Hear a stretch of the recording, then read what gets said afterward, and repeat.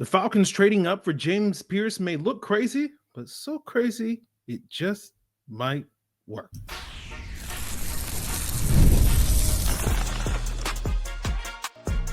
You are Locked On Falcons, your daily Atlanta Falcons podcast. Part of the Locked On Podcast Network, your team every day. Welcome back, everyone, to another illustrious episode of the Locked On Falcons podcast, your daily Atlanta Falcons podcast, part of the Locked On Podcast Network, your team every day. And today's episode is brought to you by Amazon Fire TV Stick 4K. Turn any TV into your Xbox. No console required. Head to amazon.com/Fire TV Locked On to learn more. So if you don't know me, I'm your very humble host, Aaron Freeman, aka Mr. Drew, aka the iron that sharpens the iron, aka Mr. AKA, and I've been covering the Atlanta Falcons for almost 2 decades, formerly at falcfans.com, RIP, podcasting about them for over a decade. But I thank each and every one of you that goes strong with me each and every day. As everydayers, that means you make this podcast your first listen each and every day. And all you got to do, become an everydayer, subscribe or follow for free on YouTube or wherever you listen to podcasts. So today's episode, we are joined by Kevin Knight of the Falcoholic, and we're going to be talking about this Falcons draft class. So without further ado, let's jump into that conversation with Kevin Knight right now. Welcome back with another illustrious guest. He is none other than Kevin Knight, who covers the Atlanta Falcons for the Falcoholic, the SB Nation website for the Atlanta Falcons. You can find him on the Dirty Birds and Brews podcast, as well as the Falcoholic live across podcast and YouTube platforms. Kevin, my friend, welcome back to the show. Thanks for having me, Aaron. I feel like it's been a minute, but no better time than after draft class, which feels weird for it to not be universally panned, like last year where it was basically like, just F's across the board. This year, at least I think we've upgraded to C's across the board, which, I'm sure we'll get into it, but it makes sense, but spicy draft. Excited to talk about it. Yeah. I saw a couple of B's sprinkled in there, so I'll take that with the Falcons. They always do weird stuff, but like this year, the weird thing that they did, we'll talk about it, was not that weird, in terms of what it was. But Kevin, when we talk about this draft class, we're talking about some of the grades elsewhere. I want to get your thoughts on it, from your own perspective. What were your overall thoughts once all was said and done on Saturday with this Falcons 2025 draft class? Yeah, I mean, I think you look at it from top to bottom, it feels like there was a different approach in terms of the consensus board. This is a team, I think, under Fontenot that has basically ignored the consensus board more or less in most drafts. Sometimes for good, most of the time for bad. Particularly last year, I know people look at the Rukaroro pick as being a massive reach against the consensus board.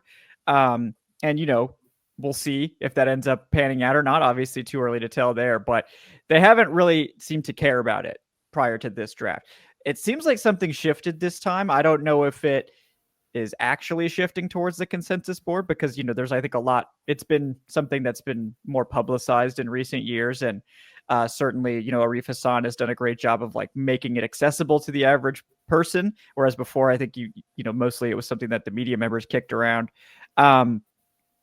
They absolutely won the draft from that perspective this year. So you have to think there was a concerted effort, especially given the limited capital they had to be like, look, we have to get plus value on these picks because we just don't have the volume of picks to make up for any, missteps here. And, I think James Pearce was the only one that was like even, like technically, I think he was 26 on the consensus board and they picked him at 26. So, but even that is not negative value, even if it would have been one spot, who cares? But, every other pick, Watts in particular being kind of the biggest boost and Bowman was a big plus there as well.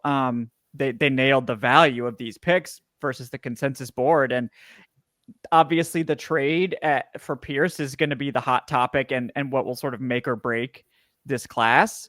And I assume we'll do a whole segment on that trade, so I won't get too far into it. But, I think the trade is being portrayed as this like huge gamble that's unlikely to pay off and like that the Falcons have totally mortgaged the future. Whereas I think an objective view of the trade would tell you that they have as good of a chance or better to get plus value on the trade if you don't assume they're going to be bad. If you assume they're going to be bad, then of course they're going to lose the trade, right? But I think everyone forgets, and no one seems to mention, a third rounder was traded to the Falcons as a part of this trade. They basically traded up from the 7th round to the 3rd round. And that third rounder is a critical piece of the puzzle. And, we'll talk about Xavier Watts, but given who they got there, the chances of this trade actually becoming plus value for the Falcons got a lot higher with that selection. So yeah. I'm in. I like it. Okay. So let's talk. Let's do a little bit more on the trade, because as you said, this is, that was the weird thing that I was referring to.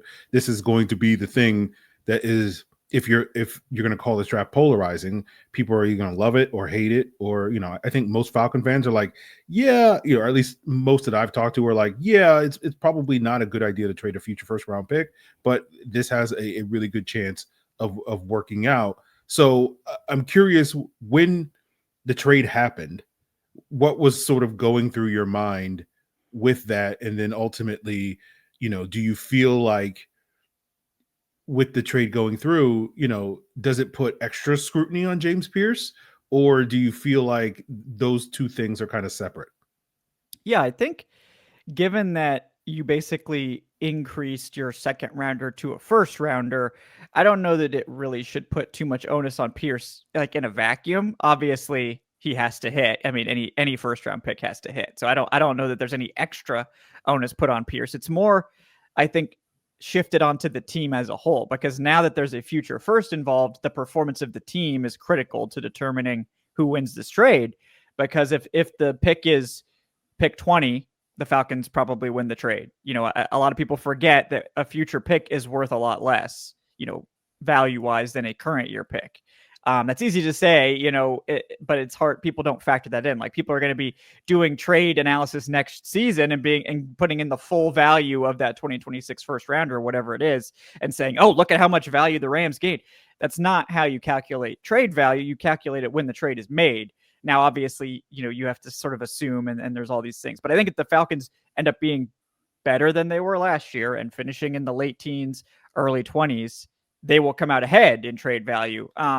Now, whether that matters or not depends, I think, more on how the players they got sort of factor in. But look, I think James Pearce is a guy that I really liked. I mean, he scares the shit out of me, but, I'm in. Like, he's one of those players you just have to sort of decide if you're in or out on. And to me, I was in, and I like guys that have an elite trait, and he has elite get off, right? I mean, he blows past people regularly.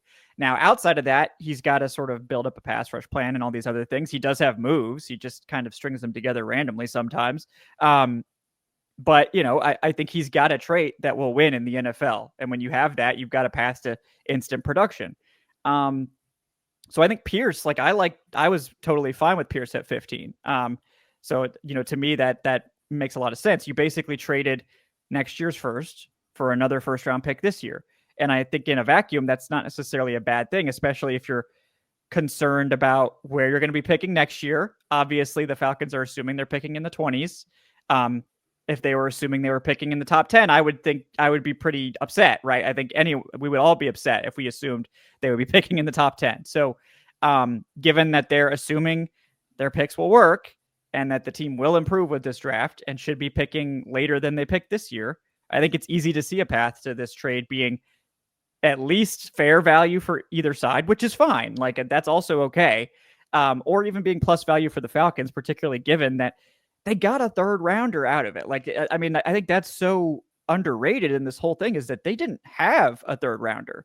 They only had 1 day 2 pick. So the fact that you were able to trade up for a 1st round pick and get a day 2 pick that you didn't have back to sort of, fill out your class.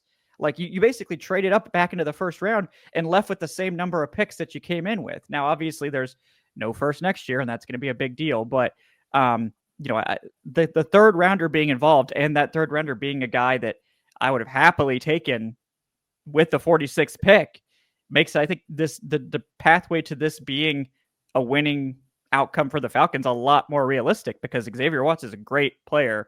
that I would have been really happy to get, and was kind of unanimously, I think, a top 50 pick, even higher on some boards. So I think the trade will end up being at least fair value, but I think there's an easy path to this team, maybe being better than expected. And that doesn't mean Super Bowl, guys. It means maybe being, 9 to 10 wins and maybe sneaking into the playoffs. And if you do that, you're going to win the trade, almost certainly. Yeah. So you mentioned Xavier Watts. I know a player that you were very high on in this draft process. And so maybe he'll be the answer to the upcoming question, sort of which of these Falcons 5 draft picks is Kevin completely all in on and saying, this guy's a home run, that's my guy, he's going to be the star of this draft class, versus, who are maybe one or two guys that he's a little bit less sold on. And we'll get into all of that, guys, as we continue today's Locked On Falcons. So do you ever find yourself checking your bank account and wondering, where did all my money go? Whether it's dining out, online shopping, or other forms of entertainment, it's easy to lose track of that cash. And that's where Monarch Money comes in, your personal CFO, giving you full visibility and control over your finances. Monarch Money isn't just any old budgeting app, it's a complete financial command center. You can track all your accounts, investments, and spending in one place, and even plan long-term goals so you stop managing your money and start building wealth. Take control of your finances with Monarch Money, and you can use code LOCKEDONNFL at monarchmoney.com for 50% off your first year. That's monarchmoney.com, code LOCKEDONNFL for half off your first year.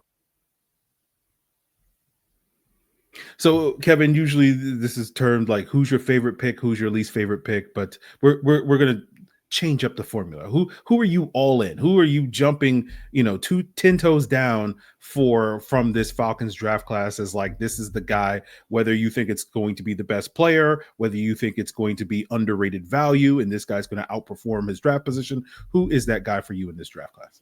Yeah, you said, it's Watts. Like, this was a guy you didn't often get him in mock drafts at 46. He typically went ahead of that. And this is a guy, I think he will start day one, week one. Probably won't take him long to win the job in camp, maybe a week, maybe two. The team typically gives the veterans, a little bit of runway, but Watts will be starting immediately.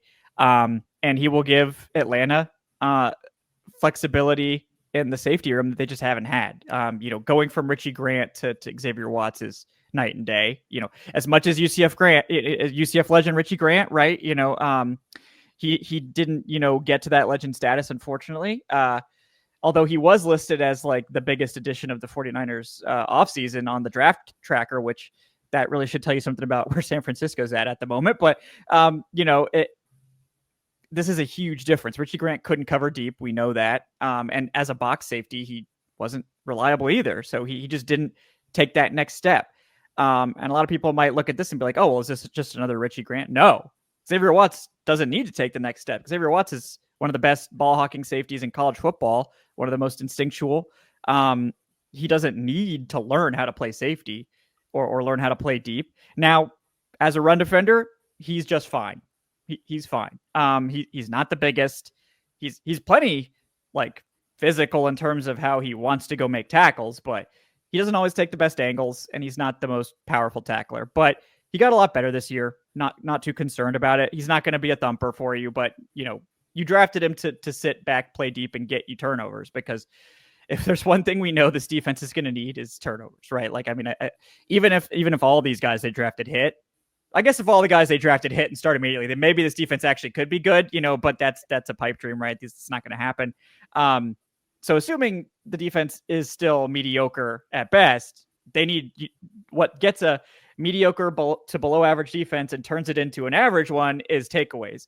And that seems to be the theme of their secondary additions this year is we're just going to get takeaways and pray. And, maybe they accomplish that, but Watts is a day one starter. Anytime you can come away with a day one starter in the third round of a draft, that's not something Terry Fontenot's ever really accomplished. So I think this is hopefully the beginning of a new era in terms of actually getting some plus value from these day 2 picks. And Xavier Watts, I think, is destined to be the first hit of the Fontenot day 2.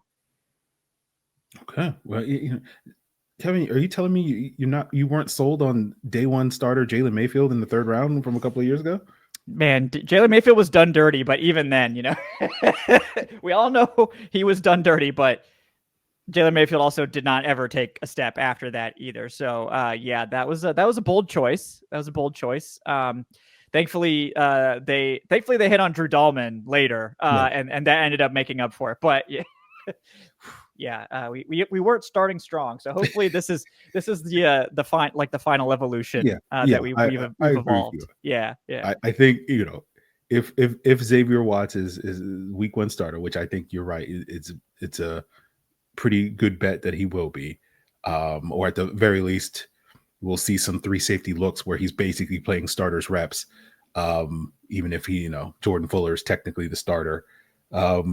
I think it's going to probably go a little bit better than it did with Jalen Mayfield. So, speaking of Jalen Mayfield, what draft pick aren't you not maybe as bullish on for this draft? Is it James Pearce? Is it Jalon Walker? Is it Billy Bowman, moving to the nickel cornerback? Or is it lowly 7th round draft pick Jack Nelson, who, as 7th round picks go, you could do a lot worse than Jack Nelson, but certainly comparable to the other 4 guys that are potentially plug and play starters on defense.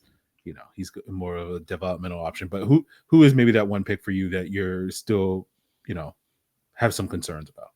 Yeah, I feel like, you can't really, if you're going to dunk on Jack Nelson or any 7th round pick, probably not the best use of your time, right? I mean, I think you probably are going to spend more time on this pick than the Falcons did. But I mean, I know you're the biggest Jalon Walker hater, so I can't take your crown, but apparently I'm the 2nd biggest Jalon Walker hater. Not a hater of Jalon Walker, but I do think that his projection to the NFL is challenging. And, they said they're going to start him out at edge. Okay. I think that's good that he's going to play one position. I mean, I kind of figured they'd play him at linebacker because that's where their depth is kind of the weakest. I mean, edge is also pretty weak, so I guess I could see it. But, Walker is absolutely like a designated pass rusher edge guy. Like I really can't see him playing early down. So to me, it's like I don't really see him playing a lot of snaps as a rookie. Now, hopefully the 30% of snaps that he does play will be very impactful. And I think we'd all be happy with that, like a Hassan Reddick type of role. He's out there on 3rd downs, wreaking havoc. And like, if he's getting 5-6 sacks, I think everyone's going to be totally fine with that, even if he's not playing tons of snaps. I also don't believe he's just going to play edge, right? I mean, I think they're probably going to try to move him around, have him play some Sam, have him drop down to the line, have him blitz, what have you. They'll do some stuff, but I do think he's going to be the one that's going to be the slowest to come along in terms of playing a large number of snaps, just because, look, I mean, how many snaps can you give a 6'1", 245 edge rusher, like as a rookie, right? I mean, 32-inch arms. It's not a clean projection to playing edge rusher in the NFL, even in a defense like this, which is going to use a stand-up edge rusher on one side and a hand in the dirt on the other. Like, he's got to duke it out with James Pearce, who's probably going to be playing close to the same role. But at least Pearce is 6'5", right? Pearce could play hand in the dirt edge on the other side. And there's a pathway to both of these guys being on the field on 3rd down. But I just think his projection is the messiest. It's also, he also has tremendous upside as a guy that can legitimately play 2 positions eventually. I do think it's best for the Falcons to kind of slow play his development at linebacker, get him comfortable with the edge stuff, and then, build out the linebacker role over time. But yeah, to me, he's the one that, he's kind of it seems like he's just a guy that so many people love because of the upside. And I do love the upside. And to couch it, I think 15 is a much more reasonable place to bet on the upside of Jalon Walker than like 8 to the Panthers, right? I was like, wow, that is rich. But ultimately, I think at 15, you've got a good shot at getting plus value on this pick. And I think you feel a little bit better about slow playing his initial deployment at that spot versus a top 10 pick where it's like, if this guy's not your starter, you're like, what are we doing here? So, yeah. Yeah, when and talking about potential projections and new roles on the defense, what are your thoughts on Billy Bowman the 4th round pick out of Oklahoma, and his projection to being more of a nickel in Atlanta versus a safety that he was at Oklahoma. I think that basically solves Bowman's biggest issue, was that as a safety, they really were relying on him to come down and tackle sometimes as like a strong, box player. That's not Billy Bowman. Like he's fine, and he's kind of a bat out of hell sometimes as a tackler, but he's not safety size, right? He's now slot corner size. He looks like a slot corner. Like that actually is his build. 5'10", 200 is small for a safety. That's ideal. Obviously, if you could have more height, everybody likes that. More height, more length, whatever. But for a slot corner, 200 pounds is what you're looking for. You need those slot corners to be beefier, and Bowman is that size. So what's undersized for a safety is a lot more interesting in the slot. And he has played a lot of slot over his career. I think over 500 slot snaps. He's played safety too, so he gives you depth there. I really liked that almost immediately after the pick, because I think when it first came out, we were kind of scratching our head. It's like, okay, well, he's a good player, undersized safety. Maybe someone they're going to want to factor in as like a big nickel or 3 safety sets or whatever. Kind of odd that they would prioritize that, given that they just took Xavier Watts like an hour ago. But instead, they came out like immediately and were like, oh no, he's a nickel. Like he's a slot for us. And I think that conviction for his role shows you that, not only do they have an idea of him, but they have an idea for everything that they're doing. And you like to see that. You don't like to see like, oh yeah, we're going to wait and see, what he is in training camp and how these guys look. Like, no, I like it when you have conviction on a guy and you're like, oh yeah, he's going to play slot for us. Yeah, nope, that's where he's going. And they did the same thing with Jalon Walker. They were like, yep, he's going to play edge to start. And we'll see, we'll take it from there. Like that type of conviction, I feel like wasn't present last year. There was a lot of like, well, we're comfortable with this guy at so-and-so and so-and-so. I don't want you to be comfortable. I want you to tell me where he's going to play. Like it felt like the whole offseason even into training camp was like trying to hide what was happening with this team. And instead I would prefer them to just come out and say like, yeah, we're going to play this guy here and play this guy here. Like it makes me feel a lot better that we have a plan, as opposed to like trying to disguise what we're doing. Like when it's really not that complicated. So yeah, definitely. So let's get to the 8th round of the draft, where the Falcons seemingly got a pretty good group of undrafted free agents, and we'll talk with Kevin about what his thoughts are and sort of who are his favorites that have a real shot of making this 53-man roster later this summer. The NBA playoffs are here, and FanDuel is giving new customers an incredible way to get in on the action. Right now, when you join FanDuel, place your first $5 bet, you'll get $250 in bonus bets if that $5 bet wins. I love how FanDuel makes betting easy, whether it's picking your favorite or least favorite team in the playoffs, or diving into those player props, right? We love the player props, right? 3 points, steals, assists, whatever you want. FanDuel is going to make it easy for you to bet on your favorite players. And then after the game tips off, you can even combine those live prop bets into a same game parlay for a chance to win big. Bet a little, win a lot. We love a parlay. So don't miss out by heading over to FanDuel.com and claim your $250 in bonus bets today. So wrapping up here on Locked On Falcons with Kevin Knight of the Falcoholic and the Dirty Birds and Brews podcast. Let's talk about this undrafted free agent haul. We know with the Falcons having limited draft picks that Terry Fontenot talked about the 8th round being a focus for them. And it seems like, certainly compared to previous undrafted classes under the Fontenot era, that the Falcons actually did good work in this group. Signing some guys. Don't need you to break down all 11 of the undrafted free agents they signed, Kevin, but are there a couple of guys that stand out to you as guys that you feel like have a pretty good shot at making the 53-man roster this summer? Yeah, I mean, I think there's 2 that are easy to project to the roster because both of them should have been drafted. Cobee Bryant, I think, was an early day 3 pick on the consensus board, and was typically someone that you saw go in the 4th round of most mocks. Yeah, he weighs less than 180 pounds.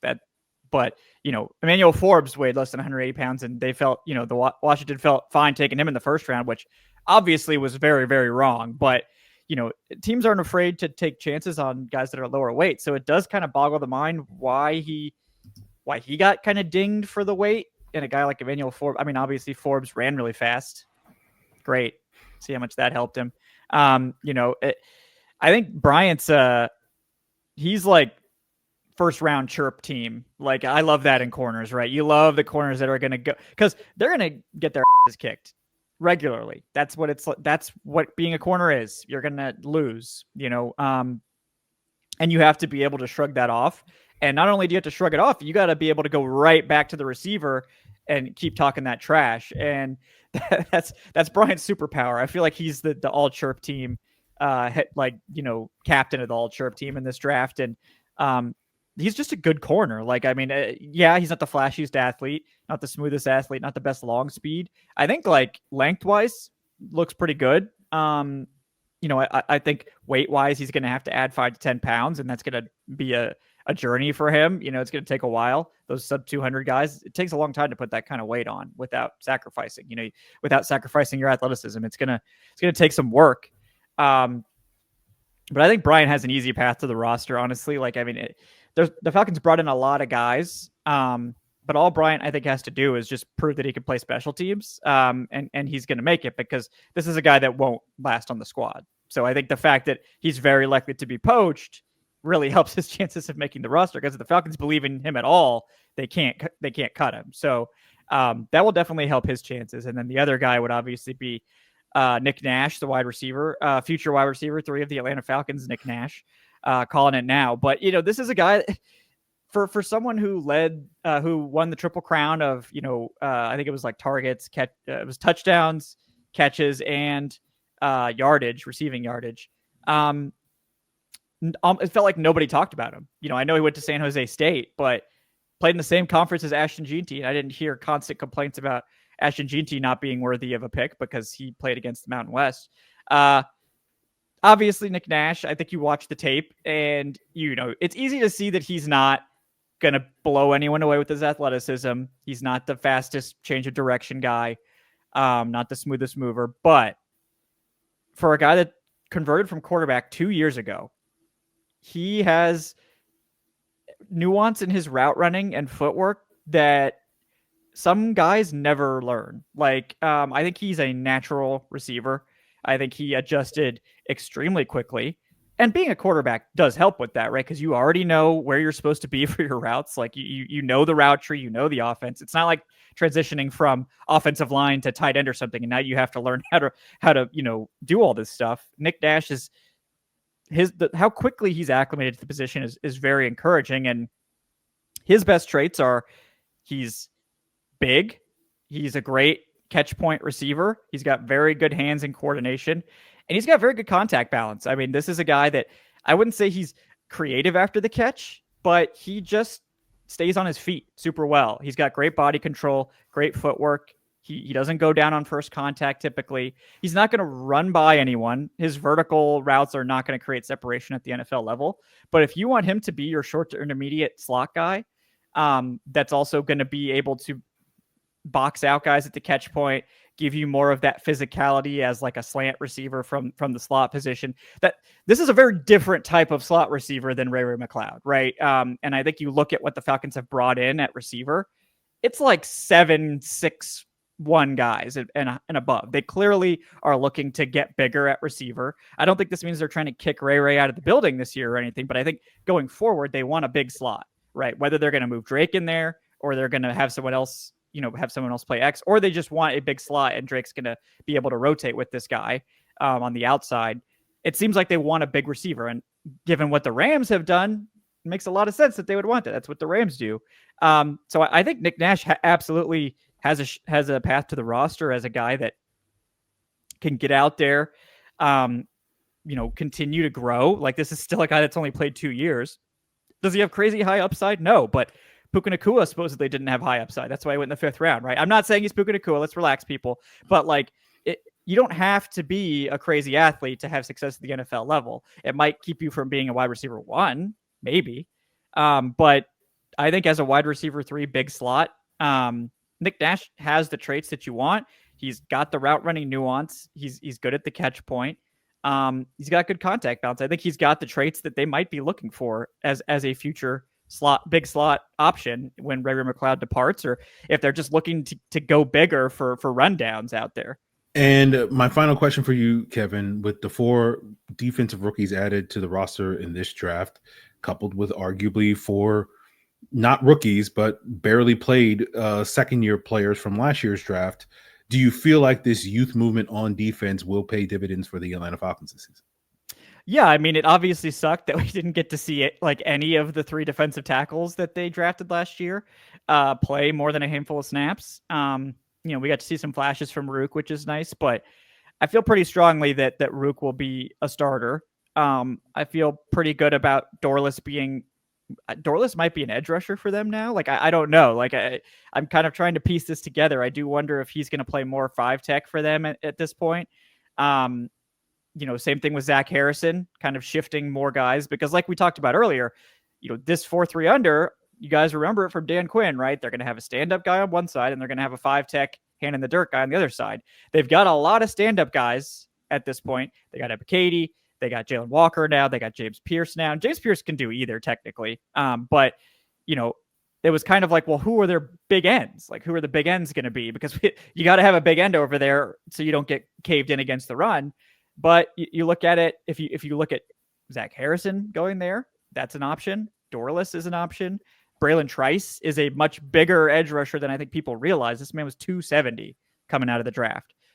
So they actually have, I think, a rotation of stand-up guys and a rotation of hand-in-the-dirt guys that they can play and mix and match depending on the situation. And I think you add, Rook to that mix, plus all the secondary pieces that, I wouldn't be shocked if Bowman is starting in the slot.